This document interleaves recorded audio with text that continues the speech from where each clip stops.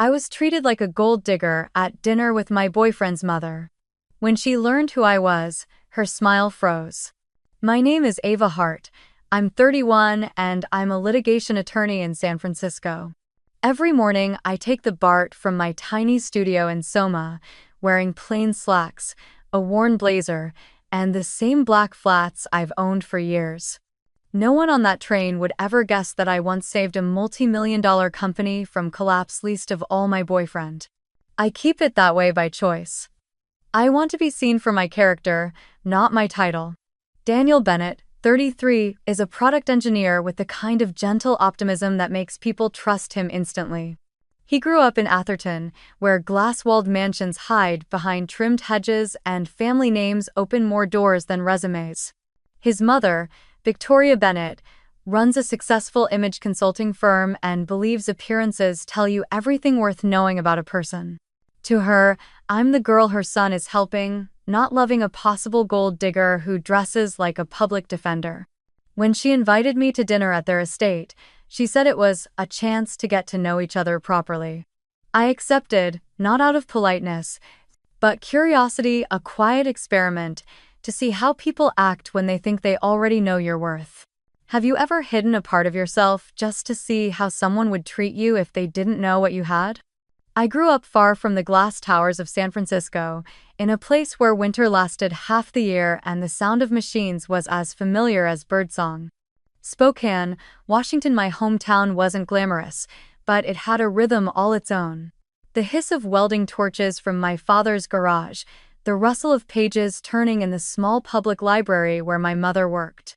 Our house smelled of oil and old paper, a strange but comforting mix that still follows me in memory. My father fixed everything from tractors to snowblowers, his hands always rough and stained with grease, while my mother spent her days cataloging books and reading poetry aloud to children. We didn't have much, but we had honesty, and that was worth more than anything money could buy. When I was little, my mother would come home with chalk dust still on her sleeves and say, "Respect isn't something you purchase, Ava. You earn it by being kind and by doing your work well." My father would nod, wiping his hands with an old rag, and add, "And if you can't buy something, fix it." That goes for things and people alike. Those were the first laws I ever learned, long before law school taught me about statutes or contracts. I watched how they treated everyone who crossed their path, the cashier, the janitor, the mayor, with the same quiet dignity. And maybe that's why I've never been impressed by wealth. I've seen too many people measure worth by numbers when the only currency that really matters is decency. But even in Spokane, where people prided themselves on being down to earth, judgment had a way of slipping through the cracks. In middle school, I was the kid with the second-hand backpack and the same shoes for 3 years. Some of the girls laughed at the grease stains on my father's coveralls when he picked me up from school. One of them once whispered, "Her dad's a mechanic. No wonder she never joins the ski trips." I didn't say anything. I just stared at the snow outside the classroom window and promised myself that one day I'd stand in rooms where people like that would have to listen to me. But I also promised something else, that I'd never forget how it felt to be looked down on for things that had nothing to do with my worth. My mother's favorite book was a worn collection of essays by Emerson. On my 15th birthday, she gave me an old fountain pen she'd found in a second-hand shop. On the brass barrel, she'd engraved 4 words. "Do right, fear nothing." She said, "This will be your compass, no matter how far you go." I didn't realize then how much that phrase would define my life. When I first decided to study law, people in our neighborhood thought it was a joke. "Lawyers come from money, Ava," one of my teachers said. "You'll need connections." I smiled politely, but inside I burned. Maybe that was my first real lesson about contracts, how people sign invisible ones every day, agreeing to believe that only certain kinds of people are meant to win. I swore I'd write my own terms. In high school, I joined debate club, the only student who didn't wear tailored blazers or own cue cards printed at Kinko's. I scribbled my notes on library receipts, standing in front of a crowd of smirking competitors. My voice shook the first few rounds, But something happened the moment I realized logic could dismantle arrogance. I started winning. Each victory felt like hammering a nail into the idea that appearance equaled competence. I won regionals, then state, and a scholarship to UCLA. When the letter arrived, my father stuck it on the fridge next to his old wrench, grinning so wide it erased years of exhaustion. "See?" he said. "Brains and grit fix anything." UCLA law was both everything I dreamed of and everything I feared. The campus gleamed with ambition students in tailored suits, professors who had clerked for Supreme Court justices, conversations sprinkled with words like mergers, arbitration, and corporate ladder. I arrived with a second-hand laptop, a single black suit from Goodwill, and a head full of determination. My scholarship covered tuition, but not dignity. So I built that from scratch. I spent mornings in the library, nights filing paperwork at the legal clinic, and weekends volunteering at the pro bono center downtown, helping tenants fight unfair evictions. I wasn't the loudest in class or the most connected, but I learned to outwork everyone. When others chased prestige, I chased precision. Every clause mattered, every comma carried consequences. During my second year, I joined a litigation clinic that specialized in commercial and real estate disputes. It was brutal long hours, impossible clients, and professors who believed law was less a subject and more a war zone. One afternoon, a small business owner came to us in tears. A contract loophole was about to let her landlord double her rent overnight. She was going to lose her shop. Everyone else saw a lost cause. I saw an opening. I spent 3 nights combing through the lease until I found a single ambiguous phrase in the termination clause.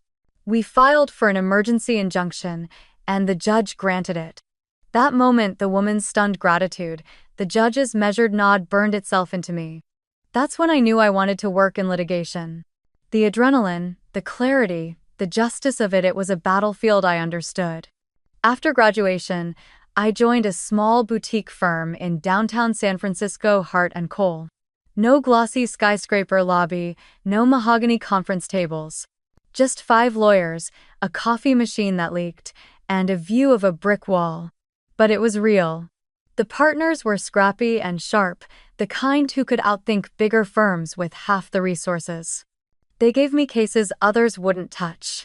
Emergency injunctions, TRO's temporary restraining orders that could make or break a company overnight.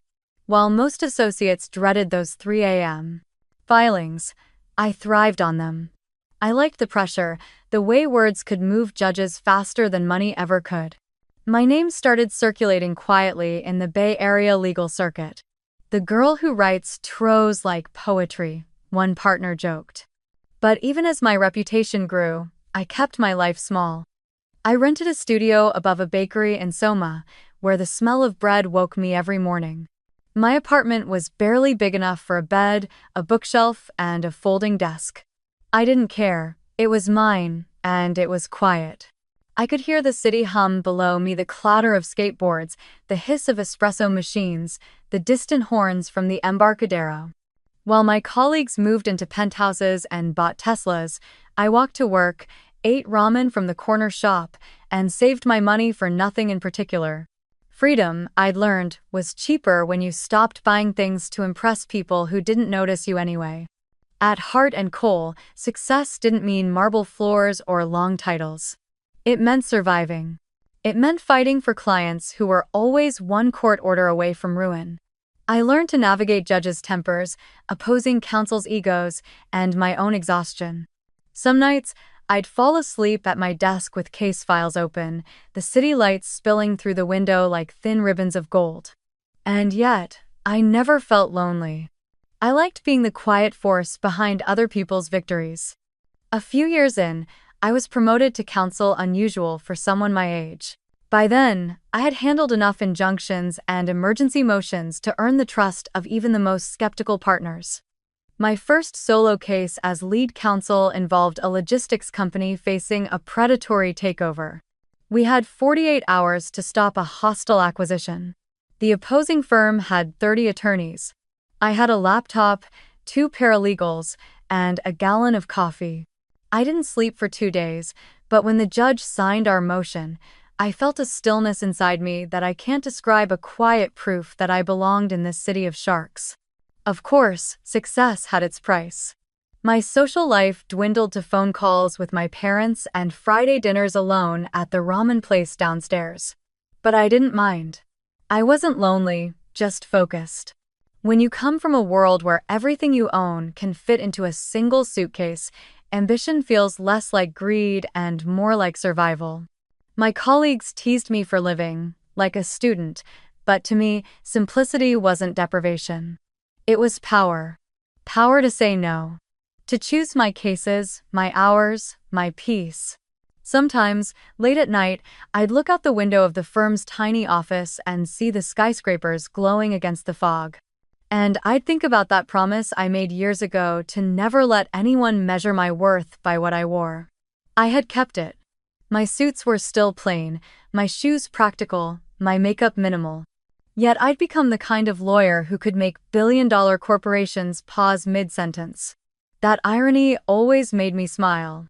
When clients thanked me, I'd nod politely but say little. Gratitude was nice, but what I wanted most was to stay invisible, to let the work speak louder than I ever could. Maybe that's why I kept my personal life separate from my professional one. The courtroom was where I spoke with authority. Everywhere else, I preferred silence. I met Daniel on a gray Saturday morning at the Mill, the cafe on Divisadero that smelled perpetually of fresh bread and roasted coffee. I'd gone there to read a brief for an upcoming hearing, hoping a change of scenery might make the dense language less suffocating. My table was cluttered with papers, highlighters, and my mother's brass pen when someone gently tapped the corner of the stack. "Excuse me," he said, his voice soft, careful. "You look like you're either writing a novel or suing someone. Which is it?" I looked up to find a man in a navy sweater, eyes warm but tired in the way that people who think too much often look. "Depends on how this latte turns out," I replied. He smiled, the kind that starts slow and stays. He asked if he could share my table, no seats left, and before I knew it, we were talking about books. Not the small talk kind, but real talk. Baldwin, Orwell, and whether technology makes us more connected or more alone. He told me he was a product engineer at a startup that built AI tools for accessibility, software that helped people with disabilities navigate digital spaces. His words carried conviction, not ego. I remember thinking, he builds things that make life easier, while I spent my days tearing down contracts that made life harder. Maybe that's why the conversation felt like breathing. We started meeting at the Mill every weekend, sometimes by accident, sometimes by plan. Daniel was the kind of man who noticed the small things. When I skipped lunch, when I reread the same paragraph, when I smiled without realizing it. He never asked about my job beyond, "Rough week?" And somehow, that restraint made me trust him more. One morning, after our third or fourth meeting, he asked, "You always look so focused. What do you do?" I hesitated. The truth that I was a litigation counsel at a firm known for corporate rescue cases often changed the way people treated me. They heard lawyer and imagined arrogance, confrontation, wealth.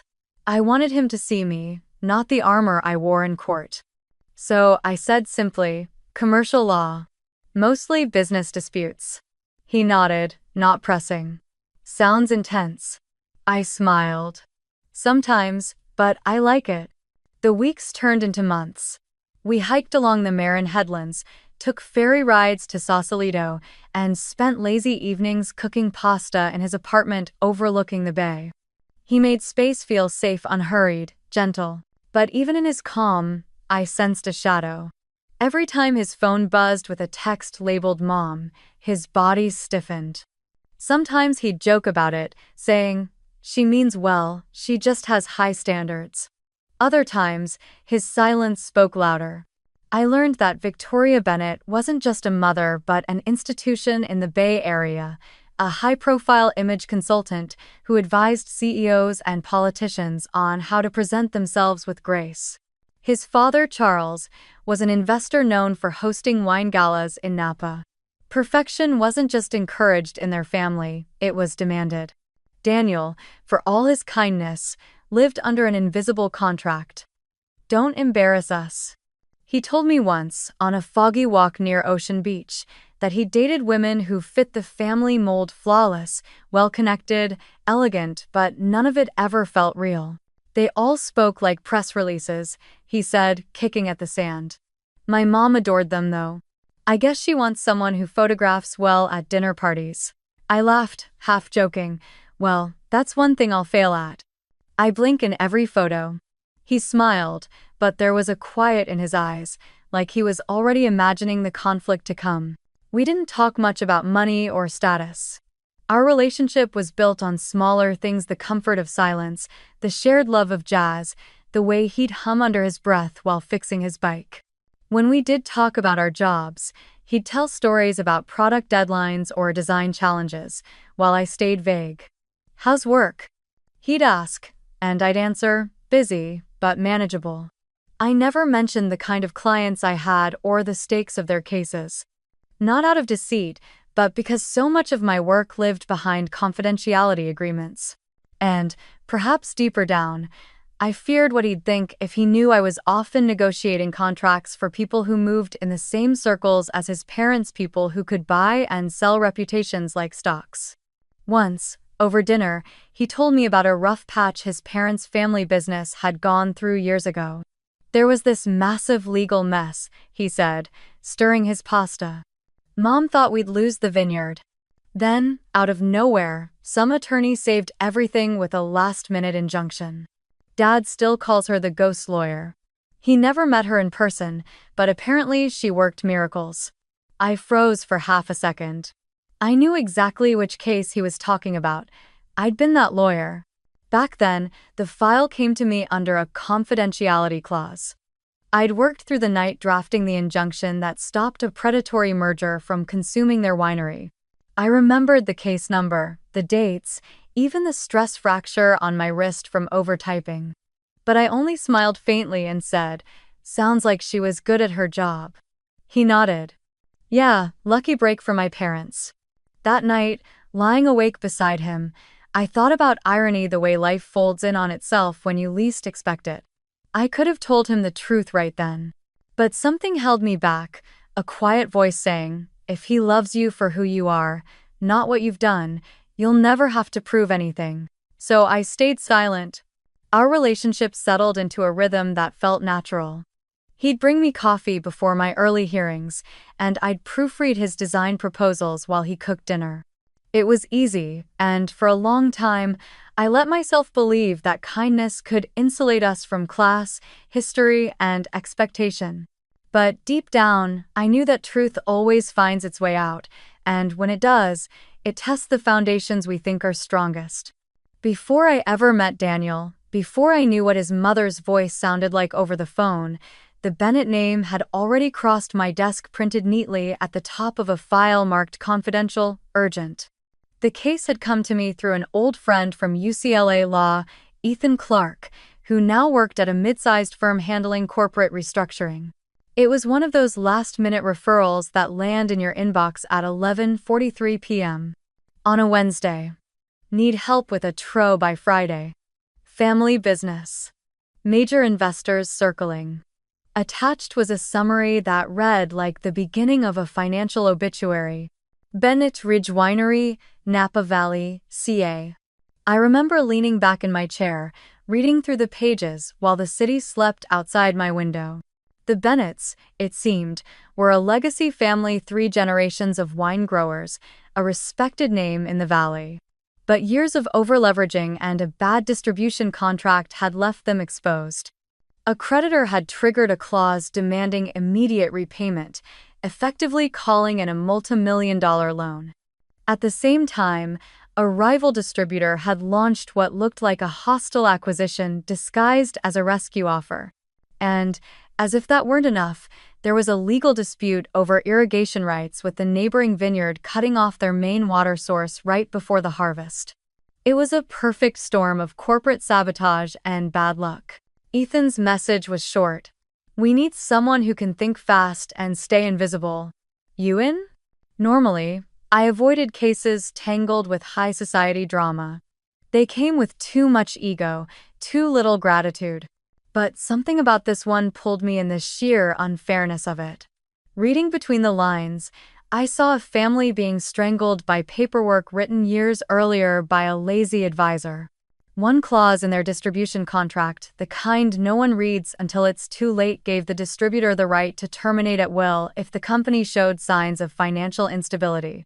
That single phrase could ruin them. And I could fix it. The next morning, I agreed, on one condition: my involvement would remain confidential. Ethan understood. "We'll list you as external counsel under your mother's surname," he said. "We'll handle the client communication. You just work your magic." So in every file, every motion, every internal memo, I wasn't Ava Hart. I was A. Cole, named after my mother's maiden name. It wasn't unusual for attorneys to ghostwrite briefs or act as shadow consultants, but I'd never taken a case where the clients had no idea who I was or how close our worlds actually were. For 72 hours, I lived on caffeine and adrenaline. The vineyard's creditors had scheduled a foreclosure motion for Monday. If we couldn't get a temporary restraining order by then, the bank would seize their assets, the distributor would terminate, and the harvest would rot on the vines. I combed through hundreds of pages of contracts, financial statements, and water rights filings. Somewhere in that mountain of text had to be the loophole I needed. I found it at dawn on Saturday, a single oversight in the distributor's own clause. The contract's termination notice required proof of material instability, yet their notice letter contained only projections, not actual evidence. It was a technicality, but a powerful one. If we could argue that their letter violated due process under the contract, we could freeze the termination until after harvest. I wrote the motion myself, 12 pages of legal reasoning held together by coffee stains and desperation. At 6:12 a.m., I hit send. Ethan called me 2 hours later, voice hoarse from lack of sleep. "If this works, they're going to owe you their vineyard." We filed the TRO in Napa County's Superior Court that afternoon. The hearing was brief, the judge stern but fair. When he signed the order, I felt the rush I always did when words became salvation. The Bennett Ridge Winery could continue operating temporarily. But that wasn't enough. A TRO was a band-aid. What they needed was leverage. So over the next 2 weeks, I negotiated directly with the distributor's counsel, seasoned sharks who tried every intimidation tactic in the book. They mocked the small firm letterhead, assumed I was junior, called me Miss Cole with condescending emphasis. I let them. I'd learned long ago that being underestimated was an advantage. When they sent over a revised proposal still packed with predatory terms, I redlined it until the page bled. By the end, we'd stripped the exclusivity clause, extended the payment window, and secured a settlement that not only kept the winery afloat but freed them from the stranglehold of that contract entirely. When the deal was signed, Ethan forwarded me the message from the clients. "Please thank your colleague, whoever she is, she saved us." I read it twice, then closed the email. I didn't need thanks.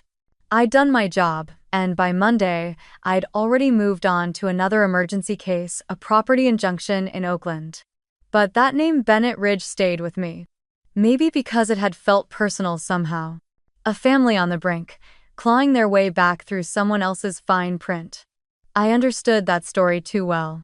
Months later, when Daniel and I started dating, he mentioned his parents owned a vineyard in Napa. My stomach tightened, but I kept my face neutral. "What's it called?" I asked casually. "Bennett Ridge," he said. "You've probably never heard of it. It's small but kind of old family tradition." I nodded, hiding the flicker of recognition that shot through me. "Sounds lovely," I said. That night, I dug through my case archive, scrolling until I found it. Bennett Ridge Winery versus Northern Valley Distributors. The digital file glowed faintly on my screen, the judge's stamp still visible on the PDF. I stared at it for a long time. I remembered every paragraph, every sleepless night, every cup of cold coffee, and then I laughed quietly at the absurdity of it all. The man I was falling for, the man who made me feel more at peace than I had in years, was the son of the people I'd anonymously saved. I closed the file and promised myself I'd never tell him. It wasn't about secrecy or pride, it was about boundaries. That case had been part of my professional world, and Daniel belonged to the personal one. Mixing the two never ended well. Besides, the NDA I'd signed forbade disclosure of client details, and technically, even naming the case outside professional circles could be a violation. Still, sometimes when he talked about his parents' business, I'd hear echoes of the past: the ghost lawyer who had rescued them, the gratitude they'd expressed to Ethan's firm. Daniel would joke that his mom probably still thought it was divine intervention. Maybe it was, I'd say lightly, sipping my coffee to hide my smile. And yet, a strange unease followed me. Because deep down, I knew secrets have gravity. They pull at the truth until it surfaces. One day, somehow, the lines between the lawyer who saved them and the woman they dismissed as ordinary would blur. And when that happened, it wouldn't just test my relationship, it would expose the silent hypocrisy I'd seen my whole life. How easily people confuse wealth with worth. The call came on a Thursday evening, right after I'd finished drafting a motion for another case. I was sitting by the window, the city lights flickering like distant embers, when my phone lit up with an unfamiliar number from the 650 area code. I hesitated before answering, already sensing who it might be. "Hello, this is Ava," I said. A pause, polished, deliberate. Then a woman's voice, sweet but laced with something metallic. "Ava, darling. This is Victoria Bennett, Daniel's mother." Her tone carried the weight of someone accustomed to being listened to, her words slow, measured, rehearsed. "I thought it was time we finally spoke," she continued. "Daniel tells me you've been seeing each other for, what, nearly a year now?" I smiled faintly, even though she couldn't see it. "That's right," I said evenly. "Almost a year." "Well," she went on, "we were thinking it might be nice to have you join us for dinner this weekend. Just family, of course. We always host small gatherings in Atherton this time of year. It's informal, but we do like to look presentable." There was a pause, a deliberate one, before she asked, with syrupy curiosity, "Tell me, dear, what is it that you do again?" Daniel said something about law, but I wasn't sure of the specifics. "I'm a commercial litigation attorney," I replied simply. "Oh, litigation," she said brightly, as though the word itself were a foreign spice she wasn't sure she liked. "That must be stressful. I imagine the pay isn't terribly stable either, depending on the firm, of course. Are you with one of the larger ones?" I could hear the faint hum of crystal glasses clinking in the background, laughter from what must have been another dinner, her world of marble tables and curated charm. "No," I said. "I work for a boutique firm. We focus on emergency injunctions and contract disputes." "I see," she said, her voice tightening slightly. "So, a smaller practice. That's admirable. I always say, it's not about money but about passion, don't you think?" The irony in her voice was almost poetic. Before I could respond, she added, "Well, bring your appetite on Saturday. We'll start at 7. Do you have the address?" "Yes, I think Daniel mentioned it once." "Lovely," she said. "Oh, and one last thing, our dinners tend to be quite elegant. No need to overdress, of course. Just something appropriate." Ender flash. I hung up and sat there for a long moment, staring at my reflection in the dark window. Appropriate. It was such a simple word, but it carried 1,000 unspoken judgments. I texted Daniel, "Your mom called. Dinner at 7. He responded almost instantly. "She did? Wow. That's progress, I guess." "She's trying, I promise." I typed back. "It's fine. I'm curious to meet her properly." But what I didn't type was what I really felt. This wasn't curiosity. It was an experiment. A quiet test in human behavior. The next 2 days passed in slow motion. At the office, I reviewed case files, but my mind drifted constantly to the upcoming dinner. I wasn't nervous. Not exactly, just alert. It felt like preparing for a trial, except this time the verdict wouldn't be written in legal terms, it would be whispered through polite smiles and lingering glances. Saturday evening arrived with its usual San Francisco chill. I stood in front of my closet, scanning rows of tailored suits, pressed blouses, and the one sleek black dress I wore to court dinners. Then, deliberately, I pushed them aside. If Victoria Bennett expected a performance, she would get one, but not the one she wanted. I chose a simple linen dress, soft beige with a faint wrinkle at the hem. Comfortable, unpretentious. On my feet, a pair of worn ballet flats I'd owned since law school.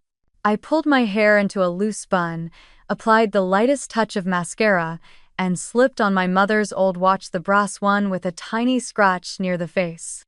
On my kitchen counter sat a small brown paper bag from the bakery downstairs. Inside were 6 croissants, still warm, their edges golden and imperfect. I tied the bag with a plain string and tucked a handwritten note under the fold. "Thank you for inviting me. No ribbon, no brand. Just truth." As I slung my satchel over my shoulder, my phone buzzed a court notification. I glanced at the screen and froze. Order granted. Preliminary injunction 24395B. My heart gave a small, strange twist. I didn't need to open the app to know what it was. That was the case number for Bennett Ridge Winery, the same one I'd handled months earlier under my mother's surname.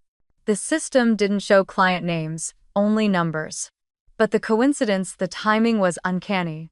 I stared at it for a long second before locking the screen and whispering under my breath, "Not tonight." The drive to Atherton felt like crossing worlds. The city's grit faded into clean streets lined with oaks and white picket fences. Houses here didn't sit on lots, they sat on estates. By the time I reached the Bennett's property, the sun had set and soft amber lights glowed along the driveway. Their home stood at the end, a sprawling colonial revival with ivy creeping up its pillars. It looked more like a magazine spread than a house, polished, symmetrical, and entirely without warmth. I parked near the gate, took a deep breath, and looked down at the paper bag in my hands. My reflection in the car window was calm, unreadable. I'd been in hundreds of boardrooms, faced judges who questioned every word I said, but this was a different kind of trial. One where evidence didn't matter, only perception. As I walked toward the door, I rehearsed nothing. I didn't need to. The rules were simple: observe, stay polite, let them reveal themselves. The house smelled faintly of pine and money. From inside, I could hear laughter, the orchestrated kind, smooth and hollow. I pressed the doorbell, and somewhere deep inside, a chime echoed like the start of cross-examination. When Victoria opened the door, she looked exactly as I'd imagined. Elegant, ageless, her smile precise as a scalpel. "Ava," she said, extending her hand. "So lovely to finally meet you." Her eyes flicked over my dress, my shoes, and then the brown paper bag. The smile didn't falter, but something shifted behind it. "Oh," she said lightly, "you brought something." "Just croissants," I said. "From a bakery near my place. I thought you might like them for breakfast tomorrow." "How thoughtful," she replied, the word landing like glass. As she led me inside, my phone buzzed once more in my purse. I glanced down just long enough to see the screen flash again. "Order granted, preliminary injunction, Bennett Ridge Winery." I silenced it quickly, slipping the phone away before she could notice. But it didn't matter. The universe, it seemed, had a sense of humor. And as I stepped into the glittering dining room, greeted by polite smiles and polite laughter, I thought of the paper bag in my hands, the modest dress, the watch that once belonged to a librarian in Spokane. I didn't bring them as armor, I brought them as truth. And tonight, truth would be my quiet rebellion. The Bennett estate looked like it had been built to impress God himself. A white colonial mansion stood at the end of a sweeping circular drive, its windows glowing with soft, deliberate light. A grand fountain in the center murmured quietly, as if aware that even its sound had to behave. The air smelled of jasmine and money, clean, cultivated, and faintly sweet. As I stepped through the wrought iron gates, I caught sight of my reflection in one of the polished glass doors, the linen dress, the brown paper bag, the calm face that betrayed nothing. I smiled faintly. If this was a performance, then I had decided to play it my way. Victoria opened the door before I could knock twice. She looked like someone who had never been surprised in her life, everything about her controlled, from the smooth blonde bob that framed her face to the tailored silk blouse that whispered rather than rustled when she moved. "Ava," she greeted, her voice light and polished like crystal. "You found us easily?" "Yes, thank you," I said. The directions were very clear. Her eyes swept over me, not with curiosity, but with assessment like a jeweler appraising a stone. They paused briefly on the paper bag in my hands, then on the modest leather strap of my watch, before lifting back to meet my gaze. "You're very punctual," she said with a faint smile. "That's refreshing." Inside, the house was immaculate, no clutter, no warmth. A long hallway stretched ahead, its walls lined with abstract art that screamed both money and meaninglessness. A grand piano gleamed in the corner of the living room, untouched, its lid half open as if waiting for an audience that never came. Through the glass doors, a manicured rose garden lay in perfect symmetry, petals so pristine they looked synthetic. Everything in that house seemed curated, as though existence itself were an exhibition of refinement. Charles Bennett rose from an armchair as we entered. He was tall, distinguished, with silver hair combed so precisely it could have been engineered. His handshake was firm but distant, the kind of grip that measured rather than greeted. "Ava," he said, smiling without warmth. "I've heard quite a bit about you." "I hope only good things," I said lightly. He chuckled, the kind of laugh that belonged in boardrooms, not living rooms. "Oh, I like that," he said, turning to his wife. "She's got a sense of humor." Victoria's smile tightened. "Yes, she does." Then came Daniel, descending the staircase with that same hesitant kindness I'd always loved him for. "Hey," he said softly, his expression both apologetic and hopeful. He kissed my cheek quickly, then glanced toward his mother as though seeking silent permission for affection. "You look great." "Thanks," I said, squeezing his hand. His thumb brushed against my wrist, a small reassurance that said, "I know this is uncomfortable. Just breathe." The dining room shimmered under the glow of a chandelier. The table stretched almost absurdly long, set with porcelain plates rimmed in gold and napkins folded into shapes I couldn't name. Everything was perfect. In that way, perfection often is unnerving. "Please," Victoria said, gesturing to the seat across from her. "Sit anywhere you like. Well, not anywhere, of course." She laughed, a melodic sound that didn't quite reach her eyes. I sat where she indicated, placing the small paper bag gently beside my chair. "What's this?" she asked, her gaze flicking to it again. "Just some croissants," I said. "From a bakery I love in the city. Thought you might enjoy them for breakfast." "How thoughtful," she murmured, her smile freezing just an inch too long. "I do hope they're not too heavy on butter." "Charles is watching his cholesterol." Daniel shifted in his seat. "Mom, it's fine. She was being kind." "Oh, of course," Victoria said sweetly, reaching for her wine glass. "Kindness is always appreciated." Charles leaned forward slightly, folding his hands. "So, Ava," he began. "You're in law, I hear. Corporate work, is it?" "Yes, commercial litigation," I said, keeping my tone even. "Ah, courtroom type." "My respect," he said, though his tone suggested fascination more than admiration. "That must be what's the word, combative?" "Sometimes," I replied. "But mostly, it's just about solving problems before they explode." "Practical," he said approvingly, though I could see the unspoken thought flicker in his eyes. "Useful, but not essential." The conversation drifted through polite territory: weather, the drive, recent travels. Each compliment felt like a blade wrapped in silk. "That's such a brave dress color," Victoria remarked at one point. "Not everyone can pull off something so simple." When I thanked her, she added, "I suppose it's true what they say, confidence can make even the plainest things elegant." I smiled. "I think comfort makes things elegant." Her lips curved, but her eyes didn't. "Of course," she said. For a while, I let the silence stretch. I wanted to observe, to let them speak the way people do when they think they're the hosts of the world.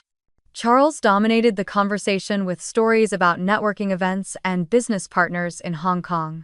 Victoria chimed in occasionally to note how exhausting social obligations could be, then subtly name-dropped a senator. Daniel, sweet Daniel, kept glancing at me, as if silently begging me to understand. They mean well. They just don't know any other way to be. But I understood perfectly. I'd seen people like them all my life, the kind who measured others, not by kindness or intellect but by polish, posture, and pedigree. I didn't resent them for it. I just found it predictable. Dinner began like a play whose ending everyone already knew, each actor reciting their lines with practiced civility, their smiles too polished to be real. The chandelier glowed above the table, scattering gold across the wine glasses. The air smelled faintly of rosemary, white truffle, and tension. I sat across from Victoria, to the right of Charles, and diagonally from Daniel, who looked like a man praying for good weather during a storm. For the first few minutes, it was all harmless conversation, business, travel, the renovations on their Napa property. But then, like a shift in the wind, the tone began to cool. "So, Ava," Victoria began, slicing her salmon with surgical precision. "Daniel mentioned you live downtown. The Soma district, was it?" "Yes," I said lightly. "A small studio. Close enough to walk to work if I want." "How urban," she replied, the word dressed like a compliment but wielded like a knife. "I suppose it has its charm. Personally, I prefer somewhere a bit quieter. Atherton can be dull, of course, but at least you don't have to worry about sirens outside your window." I smiled. "I've grown used to the noise. It's oddly comforting." "Really?" she said with a laugh that wasn't a laugh. "You must have a strong constitution. I imagine it takes resilience to live in less polished surroundings." I said nothing. Instead, I sipped my water and met her gaze with calm neutrality. Silence unsettled people like her. Charles interjected, as though reading from a script of paternal interrogation. "So, tell me, Ava, what kind of law do you practice?" "Commercial litigation. Mostly injunctions and corporate disputes." "Ah," he said, nodding.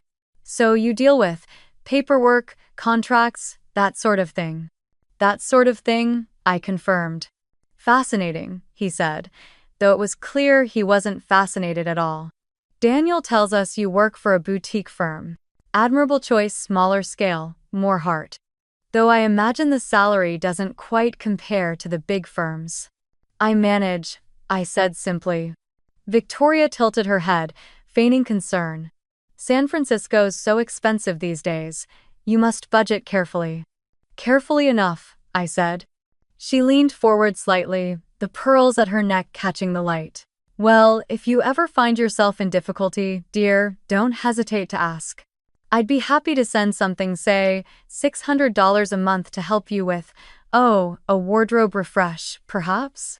A woman in your profession should always look put together. For a moment, I thought I'd misheard her. Daniel froze mid-breath, his fork halfway to his mouth. "Mom," he said under his breath, voice tight. I smiled gently. "That's very kind of you, Mrs. Bennet, but unnecessary. I'm quite comfortable." "Oh, I insist," she continued sweetly. "You're with Daniel now. Presentation matters when you're part of this family. Atherton is a small world, you see. People talk." "Then I'll make sure they have something worth talking about," I replied softly. Her smile faltered. Just slightly. Then she recovered, turning to her husband. "Isn't she charming, Charles? Such confidence. Reminds me of that woman we met at the Napa Gala, the one who insisted she didn't need a stylist. Do you remember? Charles chuckled. Ah, yes, the one in the linen dress. Ah. Victoria's gaze drifted meaningfully over mine. Exactly. Daniel set down his glass. Mom, please. What? She said innocently. I'm only saying confidence is admirable.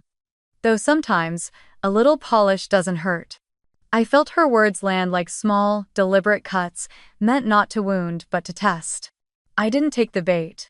I'd spent too many hours in courtrooms with opposing counsel who tried to provoke emotion. The trick was simple: breathe. Let silence do the work. I like things simple, I said finally. It leaves more room for substance. Charles smiled politely, though I saw the faintest flicker of disapproval in his eyes. Of course, he said. Still, you must understand where Victoria is coming from. In our world, appearance often precedes opportunity. It's not vanity, it's strategy. I understand, I said. In mine, strategy is proving that substance outlasts appearance. The silence that followed was sharp enough to hear the ticking of the grandfather clock in the hall. Daniel's fingers twitched against the napkin in his lap. Victoria reached for her wineglass, her movement elegant but rigid. Well, she said finally, you certainly have opinions. That's good. Daniel likes women with conviction. Tash. I like women who don't pretend, Daniel said quietly. The air cooled another few degrees. To fill the space, Charles began a story about the Napa Heritage Gala, the social event of the season, where everyone who matters gathered for charity, though it was clear the charity was only half the point. Such a beautiful evening, Victoria said wistfully. The guest list was quite selective this year. They sat us with the Winthrops, you know, the vintners who own half of Sonoma. Lovely people. Their daughter just graduated from Stanford Law, top of her class. That's impressive, I said. Yes, she continued, her eyes gleaming. And so graceful. You could tell she was raised in refinement. It's rare these days.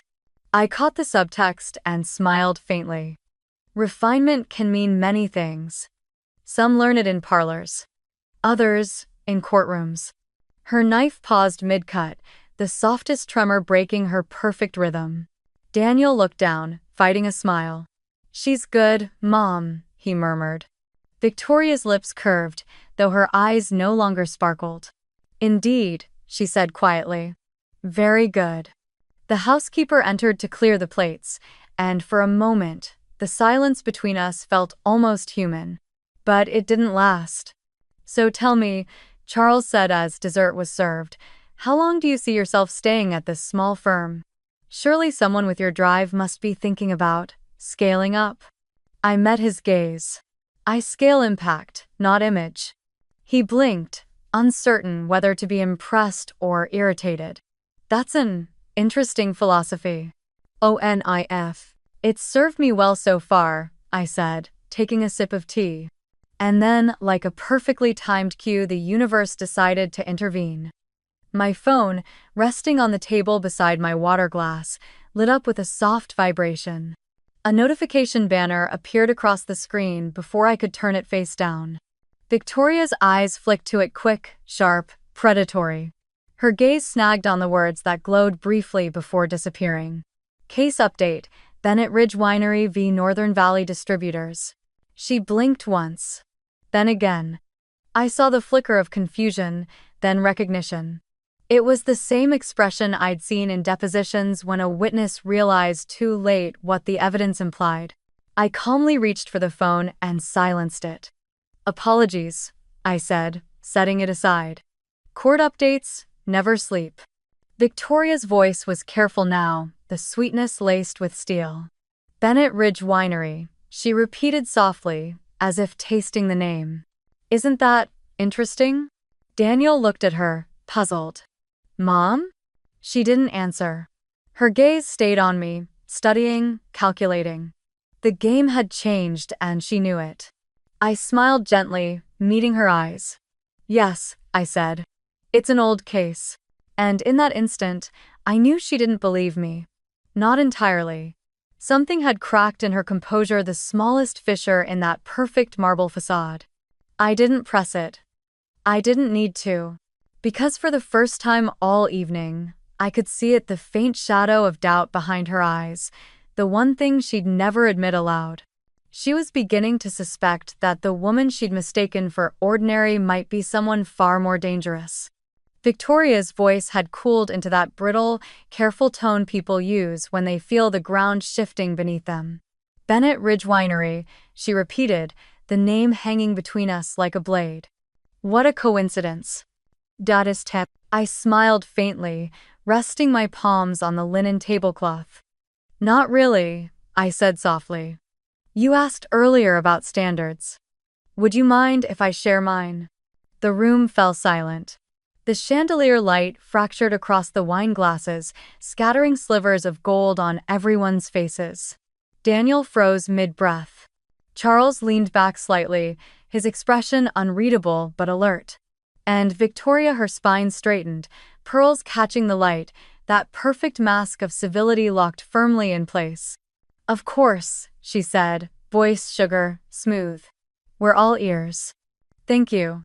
I reached into my satchel and drew out a single folder, the edges neat, the paper still warm from my printer that afternoon. I placed it gently in front of me, beside the small brown paper bag of croissants.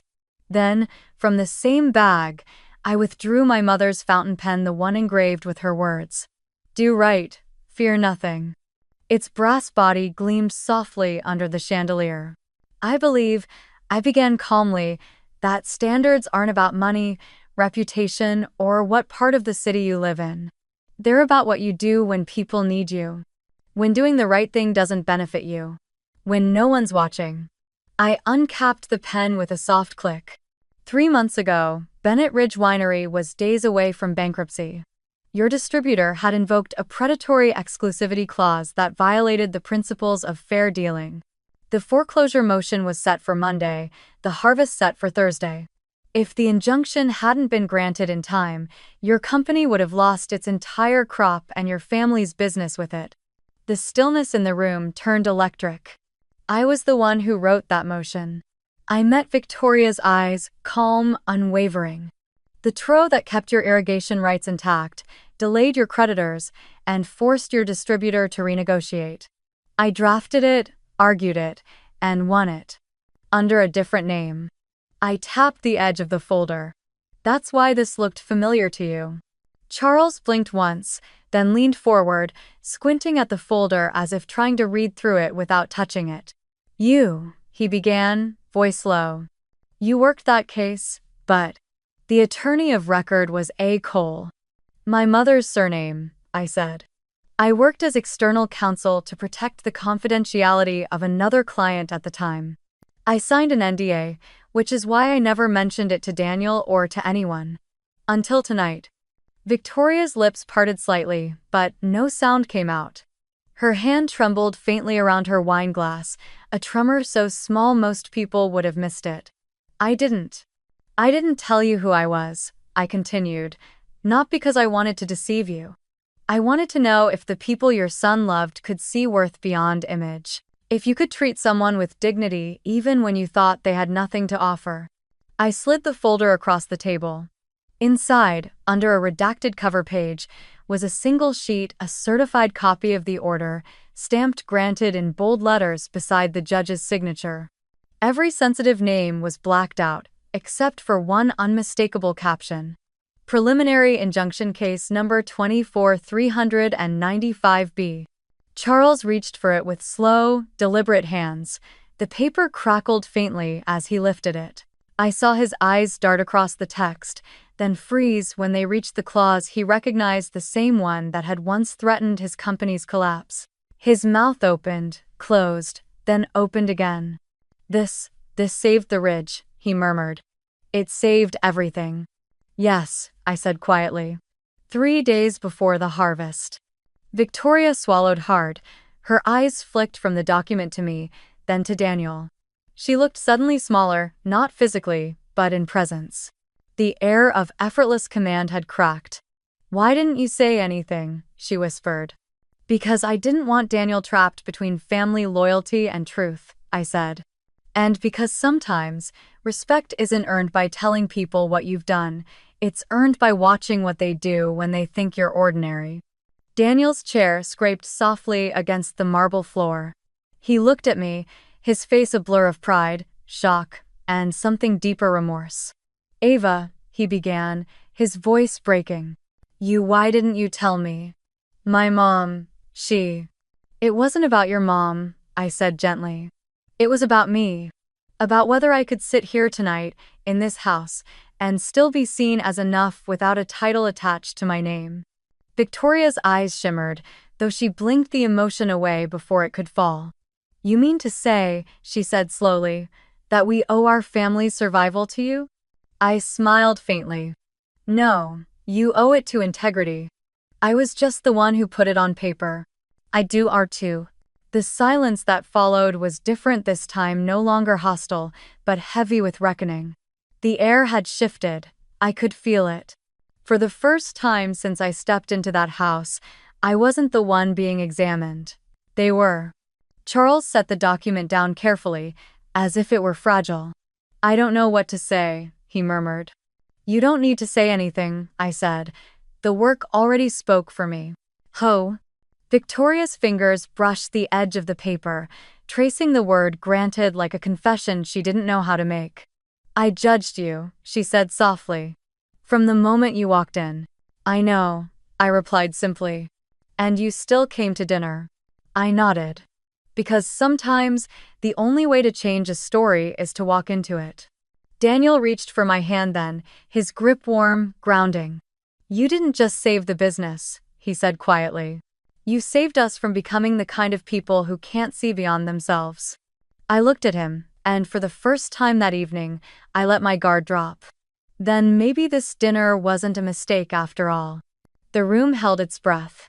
Finally, I picked up my mother's pen and placed it gently atop the folder. This belonged to the woman who taught me that respect isn't given, it's chosen. And tonight, I choose to give it to myself. Then I looked at Victoria, not unkindly. Dinner was wonderful. Thank you for inviting me. When I stood, the chair legs made a soft sound against the polished floor, a sound so small, yet it cut through the heavy quiet that had filled the room since I'd placed the folder on the table. I gathered my bag, slid the fountain pen carefully into its case, and turned to them one last time. Thank you for dinner, I said. My voice was calm, almost gentle. It was enlightening. No one moved. Victoria's hands still rested on the document, as if it might disappear if she let go. Charles sat very still, his eyes unfocused, as though replaying the conversation in his mind. Daniel looked up at me, the kind of look that said everything words couldn't: pride, apology, awe, guilt. I gave him a small nod. Good night, Daniel. When I reached the front door, Victoria finally found her voice. Ava, wait. It wasn't sharp this time. It was quiet, fragile, like porcelain. I turned slightly. She looked as though she wanted to say more but couldn't decide how to begin. Her lips parted, then closed again. In the end, she just whispered, "Thank you." I gave her a small smile. "You're welcome," I said. Truly. Then I opened the door and stepped into the cold.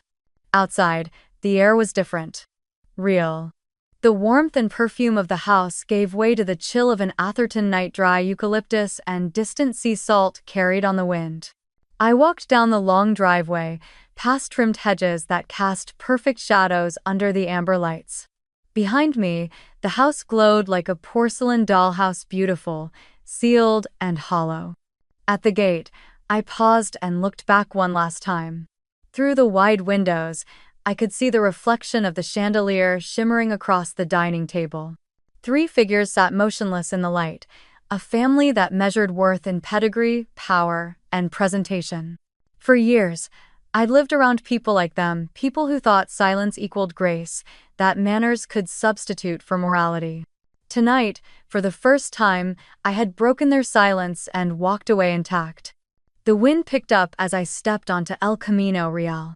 The road stretched wide and quiet, the yellow streetlights reflecting off the wet asphalt from an earlier drizzle. I walked without hurrying, my shoes clicking softly, the brown paper bag of croissants still tucked under my arm crumbled slightly now, imperfect, human. As I moved farther from the Bennett's gates, I let my thoughts unfurl. Silence can be a prison, I thought. It's easy to confuse it with peace, especially for women like me, trained to stay composed, to be agreeable, to not make the room uncomfortable. But silence doesn't protect you. It just builds walls that keep you from hearing your own voice. I thought of all the times I'd let people talk over me in meetings, assuming I'd wait my turn. All the times I'd bitten my tongue in court, at dinner tables, in relationships. I had mistaken silence for dignity. Tonight, I understood the difference. Dignity isn't about staying quiet when you're disrespected. It's about knowing when to speak and trusting that your truth doesn't need anyone's permission.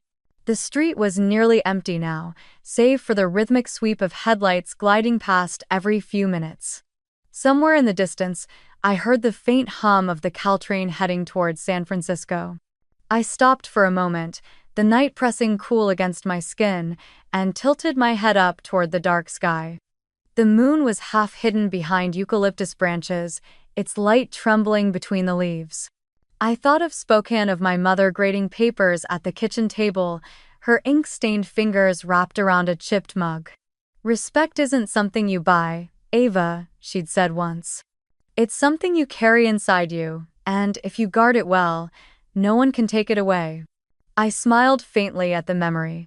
That lesson had followed me from that small wooden house to every courtroom, every client meeting, every quiet moment of doubt. It was the same truth I'd seen written across the faces of the people I defended, the workers, the small business owners, the ones who built things others took for granted. They didn't wear wealth, but they carried worth. A gust of wind swept through the trees, rustling the tall eucalyptus leaves.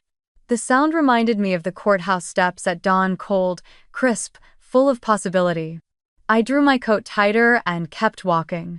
When I reached the corner, I passed a cafe that was closing for the night. Inside, a barista wiped down the counter while soft jazz played from an old speaker.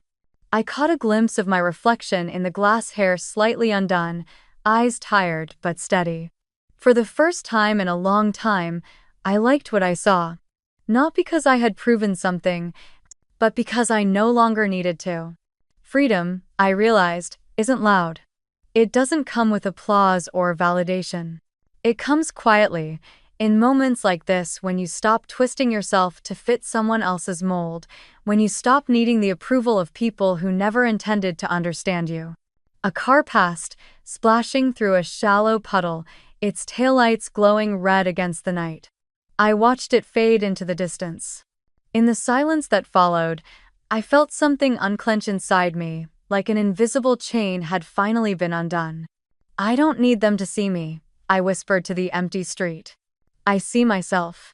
The words hung in the air for a moment, carried away by the wind. At the bus stop near the corner, a small billboard caught my eye, an ad for a law scholarship fund for underrepresented students. I stopped and read the tagline twice, "Build the world you wish existed." I reached into my bag and pulled out my phone. The court update was still on the screen. Case update, Bennett Ridge Winery. Order granted. I smiled to myself, then opened a new note.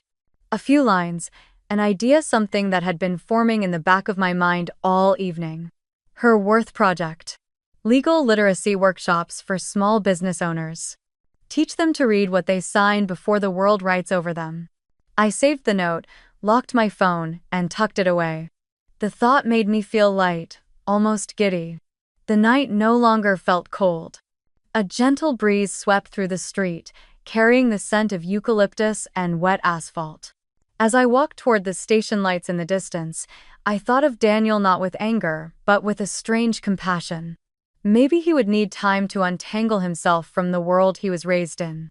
Maybe he would call. Or maybe he wouldn't. Either way, I was free. Behind me, the Bennett mansion stood invisible beyond the trees, still bright and silent.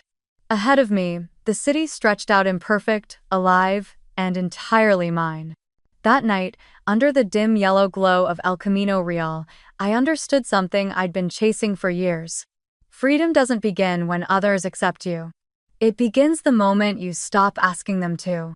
The next morning, the city was washed in pale sunlight, the kind that makes everything look gentler than it is.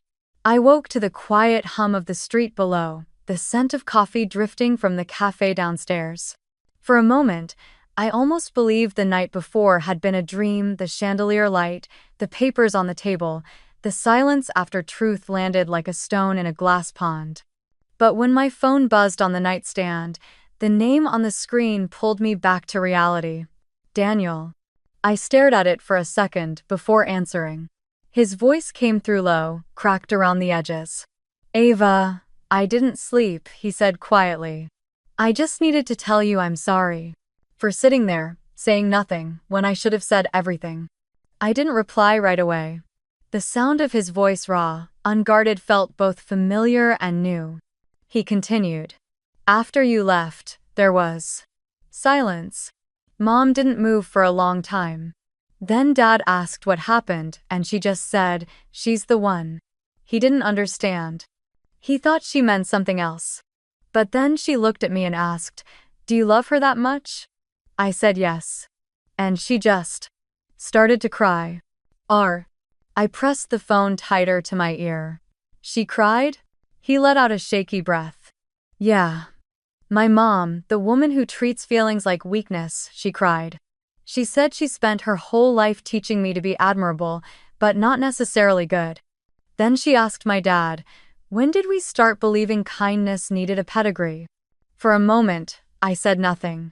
It was too much, too tender. He went on. Dad was quiet. Then he said something I'll never forget. We forgot the basic lesson. Respect shouldn't have prerequisites. He told me you reminded him of that. He said we'd both become blind in comfort. The words settled in me like the slow warmth of morning light. I turned toward the window.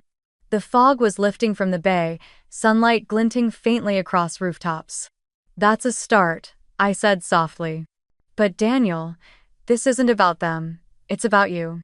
I know, he said. That's why I need to see you. Please, just talk. After a moment of hesitation, I said, Crissy Field. In an hour.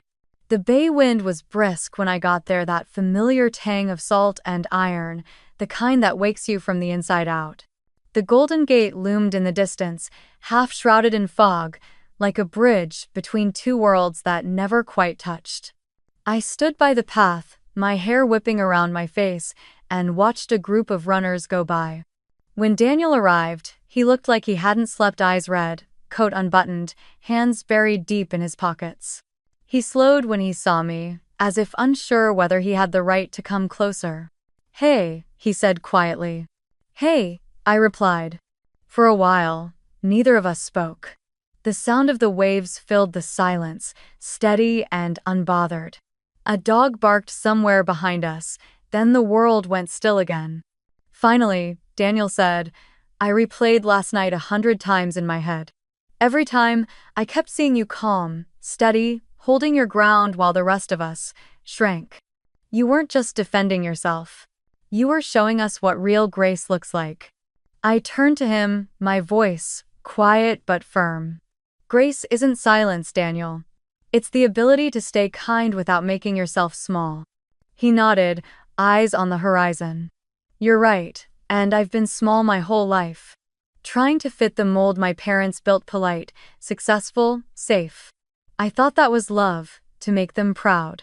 But last night, I realized I was just scared to disappoint them, scared to lose you, scared to be seen as less. Fear keeps people obedient, I said softly. But love doesn't ask you to shrink. Peace doesn't mean everyone's comfortable, it means you can breathe without apology. He looked at me then, really looked, and there was no defense left in his eyes, just quiet understanding. I see you now, he said. Not the version I imagined. You. The woman who fights battles no one sees and still chooses kindness. The woman who could have humiliated us but didn't. I felt my throat tighten. You didn't need to say that, I whispered. I did, he said. Because last night, you showed me who you are. And this morning, I need to show you who I want to be. The wind swept between us, tugging at the hem of my coat. I turned toward the bridge, its red arcs barely visible through the mist. Do you really think people can change? I asked. He stepped closer, his voice steady now.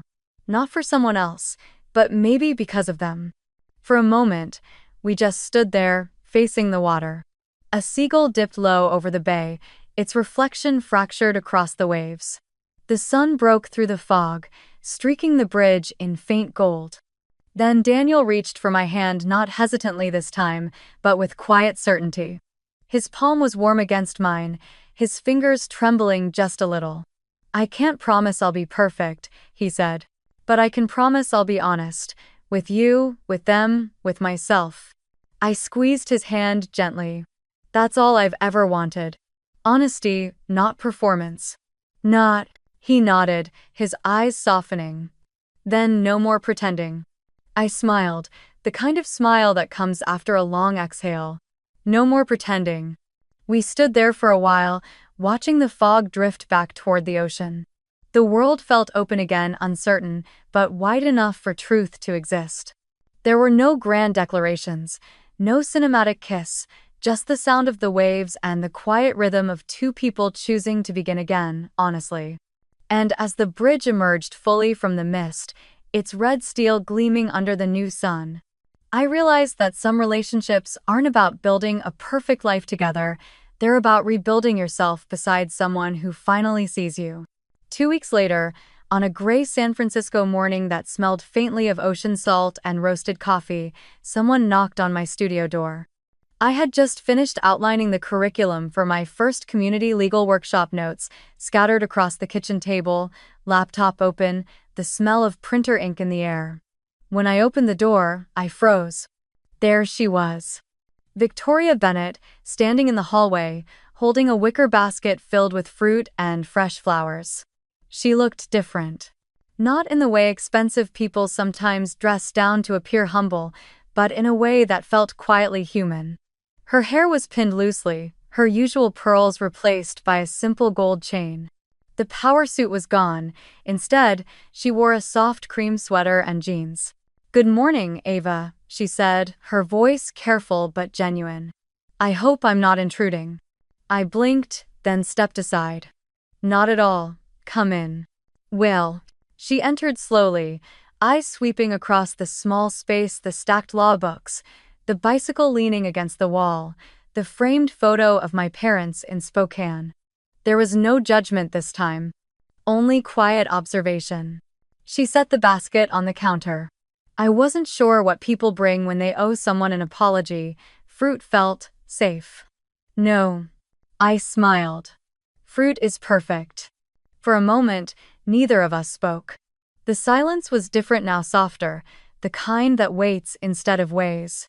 Finally, she turned toward me. "I've spent most of my life mistaking politeness for kindness," she said quietly.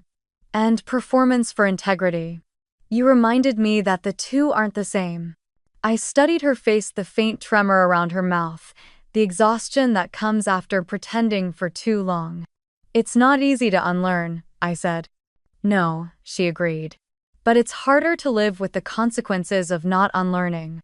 Then she reached into her bag and pulled out an envelope. "I heard about your project," she said. Her worth in law. "The workshops. I think it's extraordinary." "You heard from Daniel?" "Yes," she said.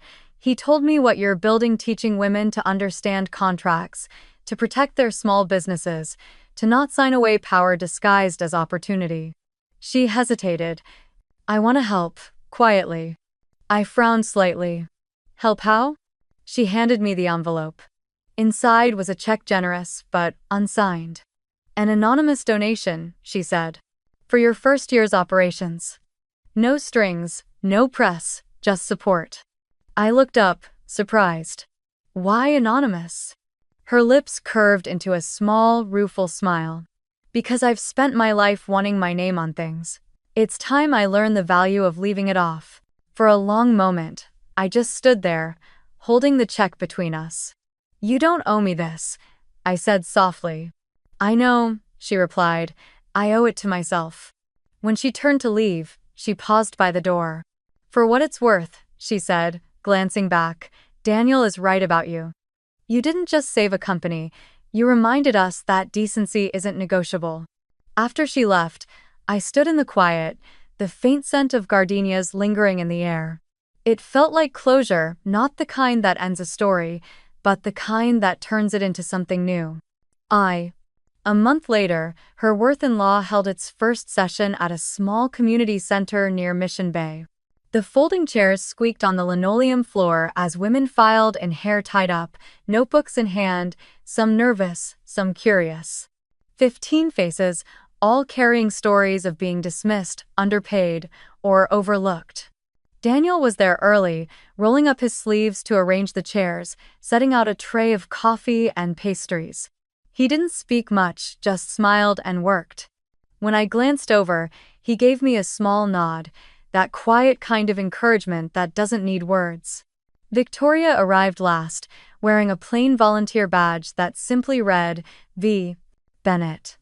She carried a crate of water bottles and a stack of handouts, moving quietly, greeting everyone with a smile that for once didn't feel practiced. No cameras, no reporters, no attention. Just presence. When it was time to begin, I stood at the front of the room, my mother's fountain pen clipped to my folder. The women's eyes were on me, a mix of expectation and trust that made my chest tighten. "Before we start," I said, "I want to tell you something I wish someone had told me early in my career. If you let others define your worth, you'll have to change your value every time they change the rules. Don't negotiate your identity to fit a system that wasn't built for you. Learn the language of power, then use it to rewrite the terms." For a moment, the room was silent. Then heads began to nod. Pens moved. And I realized this, not the courtroom, was where the real battles were won. As the workshop went on, laughter broke out, questions filled the air, and something in me felt whole again. I caught sight of Daniel near the back, pouring coffee for a woman who'd come straight from her shift at a bakery. He looked up and smiled, a quiet, unspoken pride between us.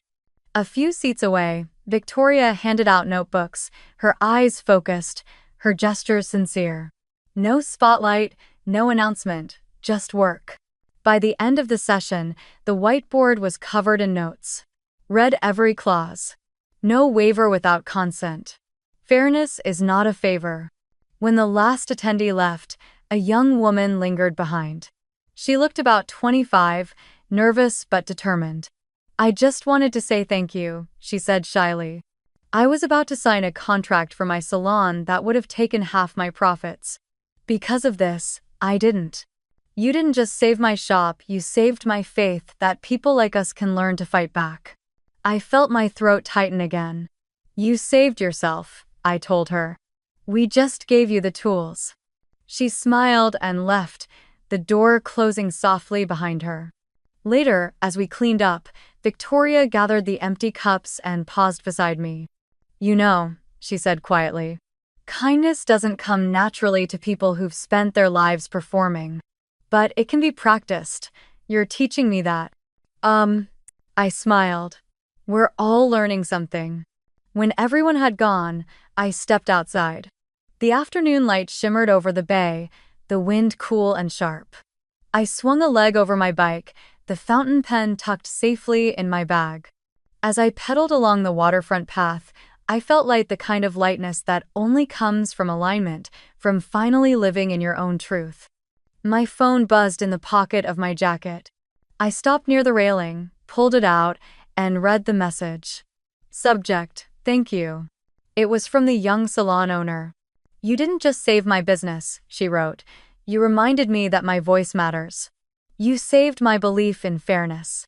I looked up at the sky, the bridge glowing faintly gold in the distance. The wind brushed against my face, and I could almost hear my mother's voice in the back of my mind. "Do right, fear nothing." I smiled and started pedaling again, the city sprawling before me, imperfect, alive, full of stories still untold. And to everyone watching this story now, I'd say this. If it touched something in you, tell me what makes you rich in spirit. Because maybe that's where all true wealth begins.